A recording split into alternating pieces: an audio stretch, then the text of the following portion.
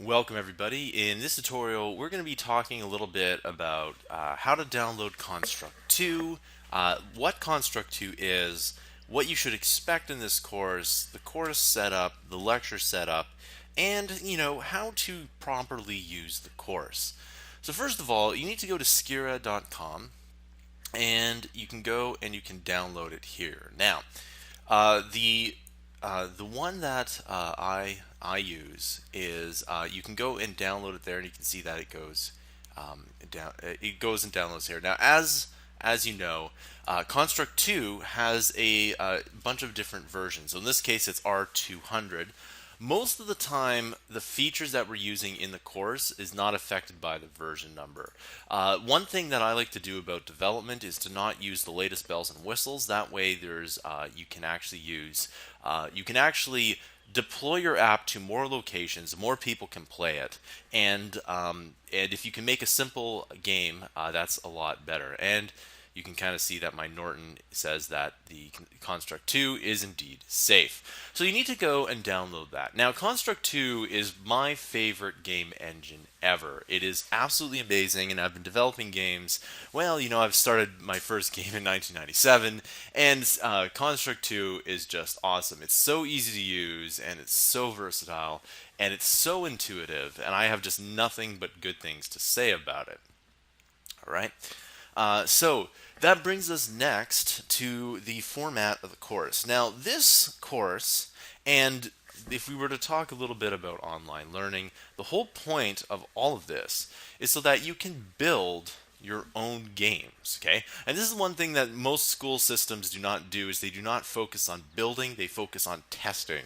And they focus on specifically standardized testing, which is kind of annoying, but they don't focus on building as much. So one reason that people learn online is they learn to build things, and you're going to build 20 games in this. Like literally, you're going to know nothing about game development, and by the end, you're going to have 20 prototype games that you can go and use for your other games, and you could probably even release some of the games that we're going to be using in this tutorial series.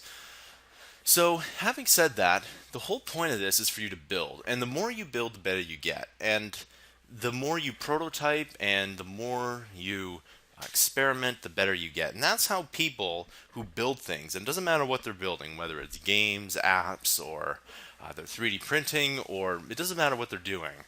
The more you build, the better you get. So that's the whole point. And so I hope you learn a lot from this here. Now let's talk a little bit about the actual video tutorials. Now most of this course is screencasts, and that's done 100% on purpose. The whole point of doing that is that you can see someone who knows what they're doing go through the exact motions of game development. And one thing I like to do in my tutorials is I like to make sure that they are, for the most part, semi-scripted. And sometimes along the way, you might come up with a problem. This is exactly what real developers have to deal with here. They have to deal with real problems on the fly. And so sometimes that happens in the tutorial series, and I go and deal with it. And so the whole point of my tutorials, at least, is to give you a good and exact representation on how you can actually or how the actual game development process works. It's not a super polished video series where I essentially build everything and everything works out 100%, because guess what? Real development is not like that, and I want to show that to you. So, for the most part, that's what I want you to know, and I want you to make sure that you do.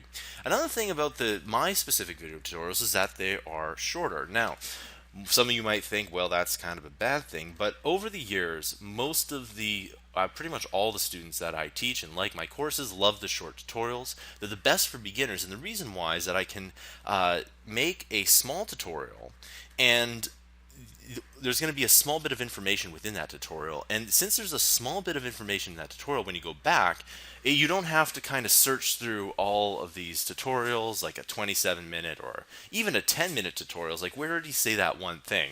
You can just kind of go and search and use the search function if you want to go and go and find out what you're looking for. And this is really good.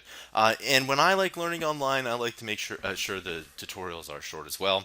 One pro tip is that you can actually go and watch the videos 2 times the speed or even 1.5 times the speed, which I absolutely love doing. So I highly recommend doing that as well. The last thing is that I have a formula since I've been doing this for many years, been teaching since 2002, and well, making video tutorials for at least, the last 5, 6 years, is that it's actually harder to get these video tutorials up than you would think, and the production process is actually way harder than you would expect it to be. Even though I'm not making a $150 million movie, like a Hollywood movie, it's still hard. So I have a bunch of things that I like to do to make sure that I can release it, because it's actually very hard to release a product, and you'll find that out as you develop. It doesn't matter whether it's a video tutorial series or it's, let's say,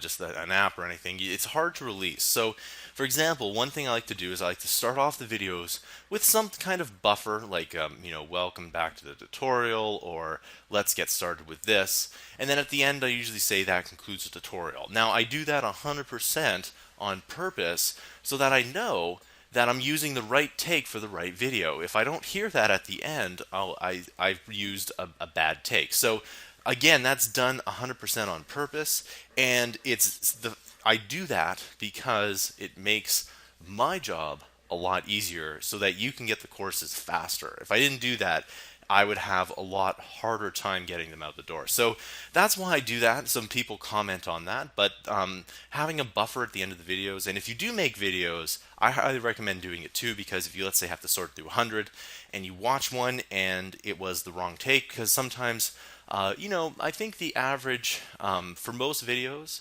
I think I do like 1.4 takes per video. So not always two, because sometimes I just get it right in one take, and other times I don't get it right, so I have to do multiple takes. Sometimes I have to do like 10 takes for it to work. But I want to make sure that it's out there. Now this tutorial is going on; it's almost at the 8-minute mark. This is going to be the longest tutorial, I think. There might be one longer in the series. So thank you for listening for all of this, and let's get started. So but one thing before we do that here is, if I'm going to give you one tip for game development, is to build and release something, whether it's something on your blog or anything like that. I highly recommend doing that here. One last piece of item here is, if you want to go to mammothinteractive.com, you can go and you can check out my website and all the games that I've produced with my company. And anyway, so that is the introduction to the Construct 2 course. Let's begin.